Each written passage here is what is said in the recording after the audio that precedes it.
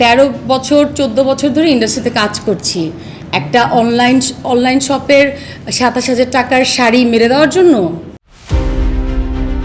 প্রতারণার অভিযোগে করা এক মামলায় অভিনেত্রী তানজিন তিশাকে আদালতে হাজির হওয়ার নির্দেশ দিয়েছেন আদালত। অনলাইন ভিত্তিক ফ্যাশন পেজ অ্যাপোনিয়া থেকে 28,800 টাকা মূল্যের একটি শাড়ি নিয়ে শর্ত অনুযায়ী তিনি শাড়িটি পরিধান করে পেজটির প্রমোশন করবেন বলে ভয়েস ও টেক্সট মেসেজে আশ্বস্ত করেছিলেন।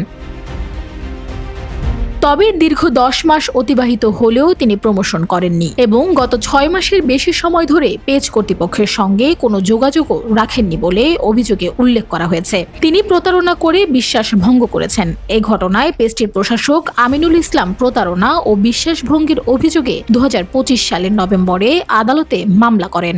আদালত মামলাটি আমলে নিয়ে বাদীর জবানবন্দি গ্রহণ করে ঢাকা মহানগর গোয়েন্দা পুলিশকে তদন্ত করে প্রতিবেদন দাখিলের জন্য নির্দেশ দেন। বাদীপক্ষের আইনজীবী বলেন, আইনি নোটিশ পাওয়ার পরও কোনো সাড়া না পাওয়ায় 2025 সালের নভেম্বরে মামলাটি করা হয়। পরে আদালতের নির্দেশে ডিবি তদন্ত করে প্রতিবেদন দাখিল করে। তদন্তে অভিযোগের প্রাথমিক সত্যতা পাওয়া গেছে বলেও তিনি দাবি করেন। Desk report, Bangladesh bulletin.